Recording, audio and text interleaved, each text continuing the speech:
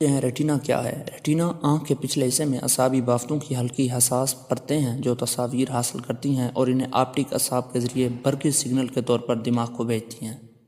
الو کی آنکھ میں ریٹینا کے پیچھے ٹشو کی ایک تہہ ہوتی ہے جسے ٹیپیٹم لوسیڈم کہتے ہیں۔ یہ ایک ریٹرو ریفلیکٹر ہے جو آئینے کی طرح کام کرتا ہے اور نظر آنے والی روشنی کو ریٹینا کے ذریعے منعکس کرتا ہے۔ یہ الو کو دستیاب روشنی کو اکٹھا کرنے اور فوٹو ریسیپٹر کو بھیجنے کا دوسرا موقع دیتا ہے، جس سے اندھیرے میں بھی الو کی آنکھیں بہتر طور پر کام کر سکتی ہیں۔ وجہ الو کی آنکھیں نلی نما ہوتی ہیں جو زیادہ سے زیادہ روشنی کو پتلی کی طرف دھکیل سکتی ہیں۔ یہ اسے رات کے وقت شکار کرنے میں مدد دیتی ہے۔ چونکہ الو کے زیادہ تر اشکار جیسے چوہے اور دیگر جانور رات کے وقت سرگرم ہوتے ہیں اور رات میں ہی آزادی سے گھومتے ہیں، اس لیے یہ صلاحیت اسے شکار کرنے میں مدد دیتی ہے۔